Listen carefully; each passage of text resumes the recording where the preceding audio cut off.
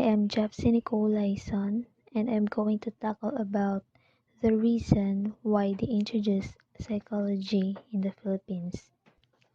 When Enriquez returned from the States, he and a few other colleagues translated foreign articles to Filipino. The students were also strongly encouraged to write their papers in this language instead of in English, which had been the medium of instruction in the university. Gradually, more and more members of the faculty were convinced to use the Filipino language in teaching introductory psychology. The main problems they encountered in the use of Filipino in teaching psychology, especially in its initial years, included the lack of materials written in Filipino and the lack of technical vocabulary. These challenges were solved by translations, compilations of local materials, and choosing the appropriate words from the local dialect. There were times when the technical term was retained when there was no equivalent in Filipino. This did not work out because Enriquez realized that the translation failed to express a truly Filipino psychology. Other factors were the difficulty of expressing or explaining some Western concepts and theories in Filipino, the negative reactions of students who sometimes felt that their skill in speaking and in writing Filipino was inadequate, and the students' lack of fluency in the language. Okay, so when Enriquez returned here in the Philippines, Enriquez and his other colleagues, they translated the foreign language to Filipino. So the students were encouraged to write their papers in Filipino language instead of using English or foreign language. So by this, it means that when they use the Filipino language in writing or teaching the industry, there is a conflict or a problem about the Filipino language when they use it in teachings. It is because of lack of vocabulary, and it also preferred the use of the foreign language to make it easier. So the problem was solved by the translations and materials that they've used, but there are words in foreign language that does not have a meaning in Filipino language. So it did not work out because they failed to express a truly Filipino psychology. However, there were observable benefits as well brought about the use of Filipino in teaching psychology, among other things. First, it created better rapport between teacher and students. This explains that the students are more motivated to attend classes if they know their teachers cares about them and will help them to succeed. And by improving school engagement, this relationship can also improve academic achievement.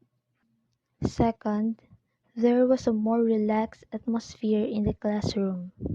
By this, a positive classroom atmosphere is essential for students to learn and develop. Research shows that the positive atmosphere it increases students' academic achievements and leads to increased self-esteem. The third one is the students' confidence grew in expressing their opinions, thoughts, and actual experiences. This also explains that the students are free to express their side or what they feel and also to share their life experiences. Fourth, a different perspective, which was more Filipino, was introduced in the course. Psikologiyang Pilipino is anchored on Filipino thought and experience as understood from a Filipino perspective. Fifth is the indigenous concepts were discovered. Yes, the father of Psikologiyang Pilipino identified the following as the subject matter of the formal indigenous psychology. Kamalayan or consciousness, which includes the emotive and cognitive experience, ulirat or awareness, one's immediate surroundings, isip or knowledge and understand, diwa which is the habits and behavior, kalooban or emotions, your feelings, kaluluwa or the soul of the people. Considerable progress has been noted in the identification and elaboration of indigenous concepts, particularly in the area of personality and values. For example is that Enriquez presented what is considered to be a core concept in Filipino psychology. He defined the kapwa as a recognition or shared identity, an inner self shared with others. He also said that the recognition starts with the self and not from the others. And the last one is the scope of topics discussed became broader with the addition of information from local materials and experiences. So the class discussions also became more concrete in relation to Philippine reality.